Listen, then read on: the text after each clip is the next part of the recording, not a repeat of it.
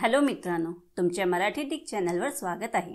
मी तुम्हाला मराठी डिक चॅनलवर रोज नवीन इंग्रजी शब्द शिकवणार। तर चला समय नष्ट न करता आजच्या व्हिडिओमध्ये शिकूया इंग्रजी शब्द। मिथॉलॉजी।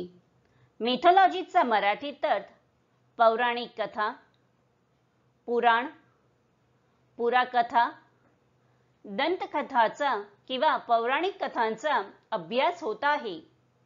मिथॉलॉजीला आपण वाक्यात प्रयोग करून बघूया।